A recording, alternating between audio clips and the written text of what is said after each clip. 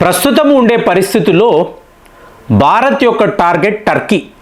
ఎందుకండి టర్కీని మనం ఎందుకు టార్గెట్ చేయాలి అంటే, వాడు పాకిస్తాన్తో కలిసి చేసే ఓవర్ యాక్షన్. ఆపరేషన్ సింధూర్లో కూడా పాకిస్తాన్ కోసము 300 డ్రోన్లు వాడు పంపించాడు. కాబట్టి ఇవాళ మనం టర్కీని విడిచిపెట్టకూడదు అని ఒక తీర్మానము తీసుకున్నాం.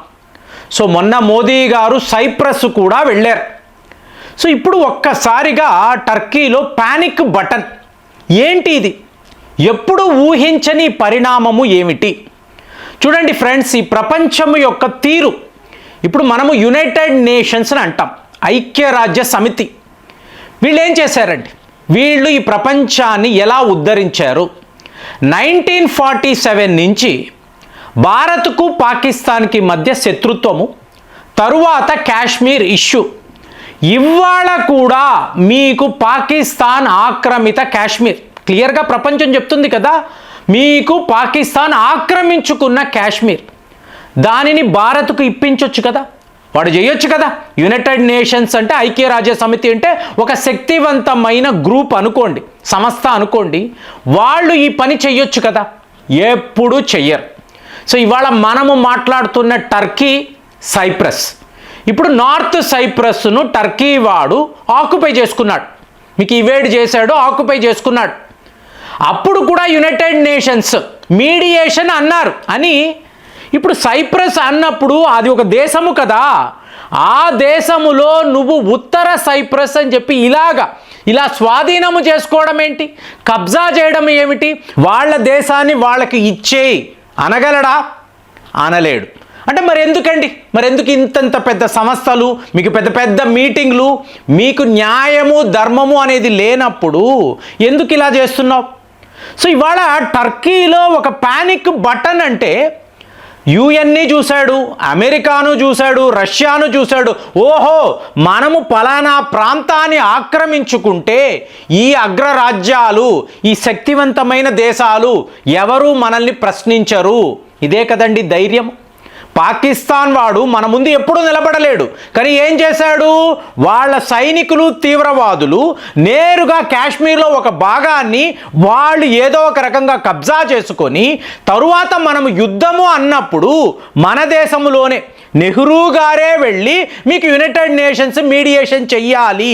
సో ఇంత భాగాన్ని పాకిస్తాన్ ఆక్రమించుకుంది అంటే, వాడు ఒక గీత వేసి అటువైపంతా కూడా పాకిస్తాన్ కాశ్మీరు, ఇటువైపంతా కూడా భారత్, ఏమంటే మన దేశము నుంచి విడిపోయిన ప్రాంతము మనకే కదా చెందుతుంది. ఇక నాలాంటి వాడి ఆర్గ్యుమెంట్ అన్నారు అనుకోండి, పాకిస్తాన్ కూడా మన భూభాగమే, పాకిస్తాన్ని కూడా స్వాధీనము చేసుకునే అధికారము మనకి 100% ఉంటుంది. ఎవడో ఒక బ్రిటిష్ వాడు, ఒక బ్రిటిష్ అధికారి వచ్చి ఇలా విడగొట్టేసి ఇవి 2 దేశాలు అంటే అయిపోయిందా? వాడు అన్నాడు, వెళ్ళిపోయాడు. మొత్తం అగ్రిమెంట్లు, ఆ డిమార్కేషన్ అంతా తుంగలో తొక్కండి, నేరుగా పాకిస్తాన్ దాకా వెళ్ళండి. బలూచిస్తాన్ అని ఒక విడి దేశము, ఖైబర్ పఖ్తూన్ఖ్వా అని ఇంకొక దేశము, మనము పోరాటము చేస్తున్న పిఓకే, దీనిని మనము స్వాధీనము చేసుకుంటే పాకిస్తాన్ అనబడే దేశము ముక్కలు ముక్కలు అవుతుంది.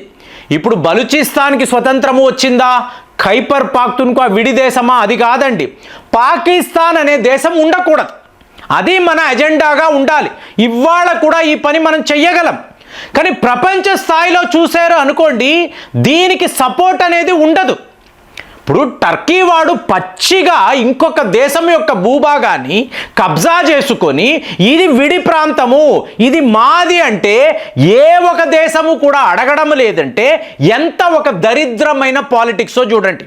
మరి అమెరికా వాడు నాటోలో అతి ముఖ్యమైన దేశము, టర్కీ కూడా ఒక నాటో దేశమే కదా. ఇంకా చెప్పాలంటే 31 దేశాలలో ఒకే ఒక ఇస్లామిక్ దేశము టర్కీ నాటోలో.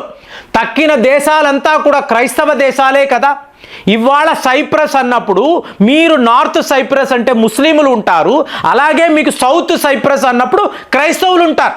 మరి మీ క్రైస్తవుల కోసము మీరు టర్కీతో యుద్ధము చేయొచ్చు కదా, టర్కీని బెదిరించి ఆ ప్రాంతాన్ని మళ్ళీ క్రైస్తవులకే ఇప్పించవచ్చు కదా. చెయ్యగలరా? ఎవ్వరూ చెయ్యరండి, స్వార్థము.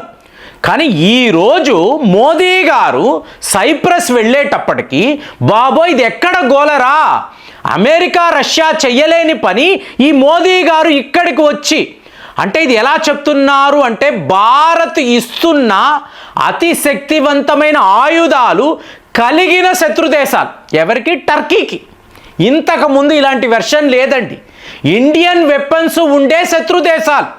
మీరు అది గ్రీస్ అనండి, అర్మీనియా అనండి, సైప్రస్ అనండి. ఎందుకంటే ఈ గ్రీస్ పాపులేషన్ ఎక్కువ ఉండే భాగమే ఇటువైపు సైప్రస్. మోదీ గారికి ఎంత ధైర్యము అంటే ఈ యునైటెడ్ నేషన్స్ పెట్టిన బఫర్ జోన్ ఉంది చూసారా, నార్త్ సైప్రస్, సౌత్ సైప్రస్, ఈ మధ్యలో ఒక బఫర్ జోన్ ఉంటుంది. అంటే మీరు ఎల్ఓసి అని అనుకోవచ్చు. అక్కడికి వెళ్ళి సైప్రస్ అధ్యక్షుడితో, ఓహో ఈ ప్రాంతాల టర్కీ వాడు కబ్జా చేశాడు, సరే చూద్దాము, ఎవడూ చెయ్యలేని పని ఇవాళ మనము చేస్తున్నాం. దాంతో వీళ్ళందరికీ ఎక్కడ లేని ఉత్సాహం, ధైర్యం, భారత్ ఉంది, భారత్ ఆయుధాలు ఉన్నాయి, టర్కీ పని పడదాము. సో దాంతో ఇవాళ ఎర్దోగాన్ ఏం చెయ్యాలో తెలియక ఇమీడియట్గా పాకిస్తాన్ని కాంటాక్ట్ చేసి, భారత్ యొక్క ఈ మూమెంట్స్ రోజుకి పెరుగుతుంది, అక్కడ మీకు వాళ్ళ ఆయుధాలు కూడా ఇస్తున్నారు, మా వద్ద S-400 ఉన్నా S-400ని ఇవేడ్ చెయ్యగలిగే మిజైల్స్ను భారత్ ఈ దేశాలకు, మన శత్రు దేశాలకు ఇస్తున్నారు. ఇప్పుడు నువ్వు ఏం చెయ్యబోతున్నావు? ఆపరేషన్ సింధూర్ అన్నప్పుడు నీకు సహాయంగా నేను డ్రోన్లు పంపించాను కదా, మరి నాకు ఇవాళ హెల్ప్ చెయ్యి. టర్కీ వాడు పాకిస్తాన్ని అడిగాడు. సో ఇమీడియట్గా పాకిస్తాన్ వాడు నార్త్ సైప్రస్ నీదే, నేను సపోర్ట్గా ఉంటాను అన్నాడు. సపోర్ట్ కాదురా, పాకిస్తాన్ సైన్యాన్ని నార్త్ సైప్రస్ పంపించు. సో దీన్ని మనం ఎలా చూస్తున్నాము? పీఓకేలో ఎలాంటి పరిస్థితి ఉందో నార్త్ సైప్రస్ కూడా అలాంటిదే. కాబట్టి వాళ్లకు స్వతంత్రం ఇప్పించే అధికారము మనకు ఇవ్వబడి ఉంది. అంటే ఒక దుష్టుడి ఆలోచన చూడండి, కబ్జా చేసుకోవడం కాదు, దానికి సపోర్టుగా ఇంకొక కబ్జా కోరిని సహాయం అడుగుతున్నాడు.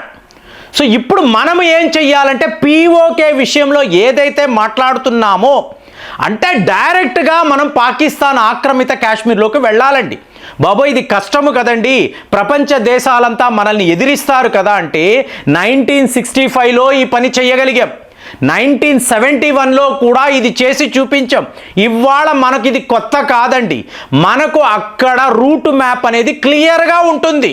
కానీ ఇప్పుడు చెయ్యగలిగితేనే మీరు పీఓకే విషయంలో గట్టి నిర్ణయం తీసుకోవాలి. అదే నిర్ణయమే మీరు నార్త్ సైప్రస్లో కూడా మన సైనికులు అక్కడ దాకా వెళ్ళి యుద్ధము చెయ్యక్కర్లేదండి. మీకు టర్కీని కొట్టడానికి ఎలాంటి ఆయుధాలు ఉంటే బాగుంటుందో ఆ ఆయుధాలను సైప్రస్కి పంపించండి, గ్రీస్కి ఇవ్వండి, అర్మీనియాకు ఇవ్వండి. అది బ్రహ్మోసే కావచ్చు. సో ఇచ్చారు అనుకోండి, పాకిస్తాన్ వాడు ఆల్రెడీ బ్రహ్మోస్ పేరు చెప్తేనే గజగజ వణికేడు కదా. అదే ఆయుధాలు అక్కడ ఉన్నాయనుకోండి, పాకిస్తాన్ సైనికులు వెళ్ళరు. మాకు డ్యూటీలు వద్దు, పని వద్దురా, ముందు మన పాకిస్తాన్నే కాపాడుకోలేకపోతున్నాం, మనము వెళ్ళి నార్త్ సైప్రస్ని ఏం కాపాడతాము? వద్దురా బాబు అని వాళ్ళు వెళ్ళిపోతారు. ఇప్పుడు వీళ్ళ ఆలోచనలంతా ఏంటండి? మనకు చైనా బ్యాకింగ్ ఉంది, చైనా ఆయుధాలు ఉన్నాయి. పోయిన వీడియోలో ఏం మాట్లాడాము? చైనానే లేకుండా చేశామండి. చైనా యుద్ధ విమానాలు ఇక దేనికి పనికిరావు.